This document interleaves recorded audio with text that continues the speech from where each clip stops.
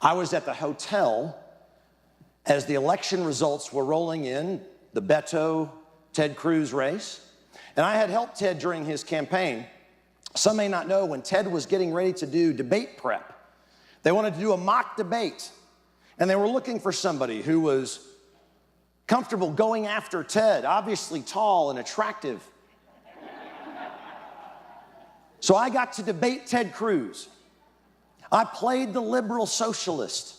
And I'd mastered the hand motions and how I visited with people along the border and they want more health care. I did the whole thing.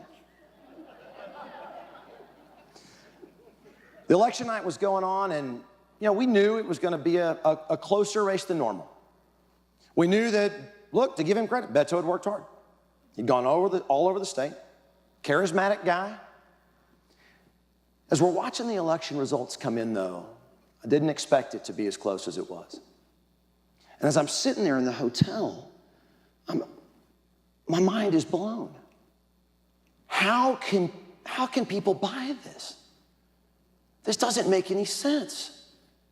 Throughout history, we have watched socialism implode every single solitary time it's been tried. From ancient Rome, through communist Russia, through Greece and Venezuela, every single time it crashes. In fact, look at China, where they're trying to unwind it. They're trying to undo it. It never, ever, ever works.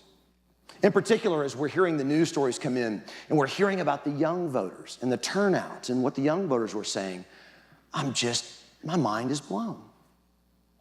So I take a step back and I realize, this is not about policy. We've got a brand problem. We've got a brand problem.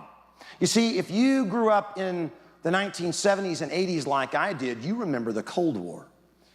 And words like communism and socialism struck fear in us. I remember sitting at home and my parents talking about what was going on in Russia and Gorbachev and Reagan going toe to toe. And it was a scary time. But if you're a high school kid today, what does socialism mean to you? Social's a good thing, right? You should be social. We should be social. You don't want to be antisocial. We've got a brand problem. In order for us to understand this brand problem, we have to think about what life was like when we were that age.